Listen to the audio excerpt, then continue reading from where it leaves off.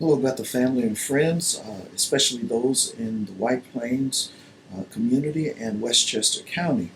Uh, this past week, I was given the opportunity to share with the Westchester County Police Reform Task Force, and many individuals did not get to hear my statements that I made to the task force on behalf of our church and citizens of our community.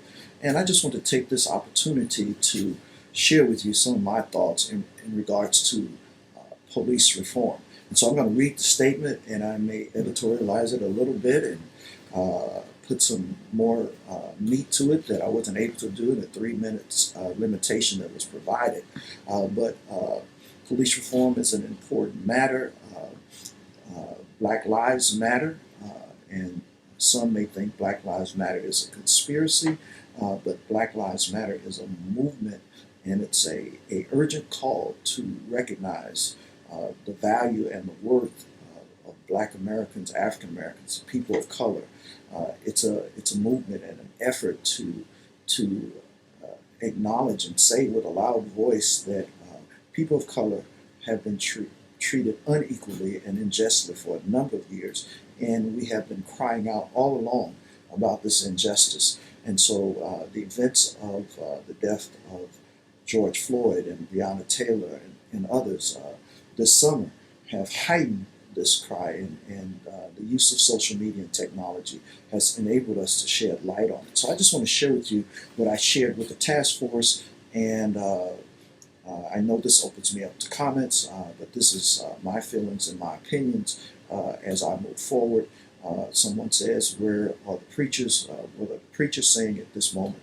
We are speaking in different ways. I serve on several committees that are addressing this issue and trying to bring about the needed change. So just bear with me a few minutes as I share with you what I shared with the task force. To County Executive Latimer, members of the Board of Legislature, and task force members. In Matthew 22, Jesus was asked the question, what is the greatest commandment? He answered, you shall love the Lord your God with all your heart, with all your soul, and with all your mind. This is the first and great commandment. And the second is like it. You shall love your neighbor as yourself. On these two commandments hang all the law and the prophets. Being a man of God, I stand before you not as one who is against police and police departments, not as one who is trying to defund the police and defund police departments, but I stand as one who is speaking up and out with a sense of love for my neighbor and loving my neighbor as myself. Remembering the golden rule that says treat people the way you want to be treated. Police reform to me is about equal treatment under the law and equal treatment by police officers in the performance of their duties. There are two distinct experiences of America, one black and one white. The reality is that black Americans and people of color are assumed guilty until proven innocent and are assumed to be armed and dangerous and threats to the lives of policemen performing their duties unless they take on a docile or subservient, subjective attitude. It does not matter the nature of the supposed offense or supposed crime, the use of excessive force and brutal measures, even killing the accused, is deemed acceptable in the eyes of some, and there seems to be no remorse or sense of accountability when the victim is black or a person of color. This is not right, and it is not just. So I stand before this body today to state loudly and clearly that Black Lives Matter. Police reform is not punishment for police and police departments, but an effort to fix the brokenness of a system that is biased against black people and other people of color.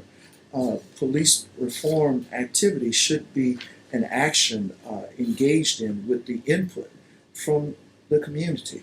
When we listen to the experiences of those that are valid, people's feelings are real, people's experiences are real, and people's concerns are real, and they shouldn't be dismissed out of hand. Black people and people of color have been complaining all along about the injustices experienced, and, and this injustice is often upheld by the court system. Thanks to video technology and social media, we finally have undeniable evidence of the brutal tactics used by some primarily against people of color. A dark side of policing and the justice system in America has been brought to light, and we must do something about it. The time is now to act. I am part of several groups looking at this issue, and our primary aim is to fix a broken system of unjust practices and policies. Here are a few areas or initiatives that have reoccurred in the various committees and groups that I'm working with about police reform. Number one, the establishment of a citizen review board where citizens can help with the evaluation of police actions and tactics, and where there is a sense of accountability and openness so there can be trust between the citizens, the community, and the police departments. Number two, improve bias training methods and the commitment of departments to put the anti-bias training principles and practice to work in the field to address the problems that occur because of bias. Many times it is said that the training is happening in the classroom, but it's not practiced in the field. And so we want to encourage police departments that say they're having anti-bias training to show evidence of that, to practice what they're learning, to put it in operation. Amen. It doesn't make a difference if you're having the training but you don't practice the principles. Number three, that we want to have greater transparency through data collection and publish reports regarding how complaints are handled, incidents of brutality and misconduct, the the records of police officers who are repeated offenders of brutality and excessive force and even shooting incidents. This should be common knowledge. It should be open. It should not be cloaked in secrecy. Number four, the development of a mental health or nonviolent crisis response unit.